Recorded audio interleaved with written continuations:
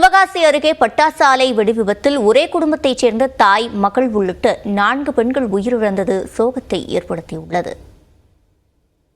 சிவகாசி அருகே கீழ திருத்தங்கலில் பட்டாசு ஆலையில் ஏற்பட்ட வெடிவிபத்தில் 10 பேர் உடல் கருகி உயிரிழந்த துயர சம்பவத்தில் சிவகாசி காந்தி நகரைச் சேர்ந்த ஒரே குடும்பத்து தாய், மகள் உள்ளிட்ட 4 பெண்கள் உயிரிழந்த சம்பவம் பெரும் சோகத்தை ஏற்படுத்தியுள்ளது.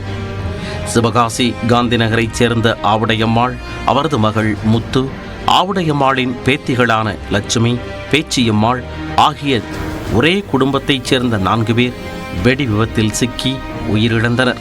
தனது மனைவி, மகள், பேத்திகள் என 4 பேரையும் பறிகொடுத்துவிட்டு நிற்கதியாய் நிற்பதாக கூறும் முதியவர் மாயாண்டி, குடும்பத்தில் உள்ளவர்கள் தன்னை விட்டு சென்று விட்டதால் தன்னை இனி யார் பார்த்து கொள்வார் என கண்ணீர் மல்க வேதனை தெரிவிக்கிறார்.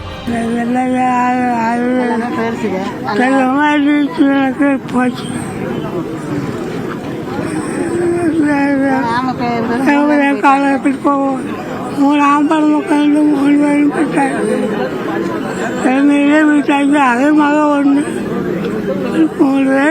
3 ஆம்பளை மக்கள் 3 ஒற்றை பிள்ளைகள் கொண்டு போயிடுச்சு.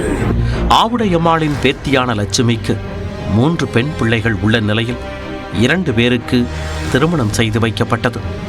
திருமண வயதான 3வது மகள் அழகு ஜோதியை பரிதவிக்க விட்டு சென்று விட்டதாகவும், தனது தந்தை மது பழக்கத்திற்கு அடிமையாகி சரிவர வேலைக்கு செல்லாததால் தனது தாயின் குடும்ப வருமானத்தையே நம்பி தனது குடும்பம் இதுவரை வாழ்ந்து வந்ததாகவும் கண்ணீர் விட்டு கதறுகிறார் உயிரிழந்த லட்சுமியின் மகள் அழகு ஜோதி.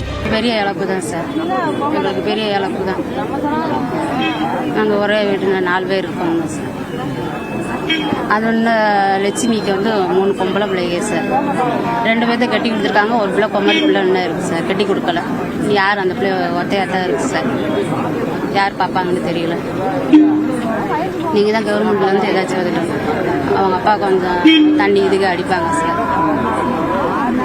கவர்மெண்ட்லேருந்து நீங்கள் தான் அந்த பிள்ளைக்கு ஏதாச்சும் ஒரு உதவி செய்யுங்க சார்.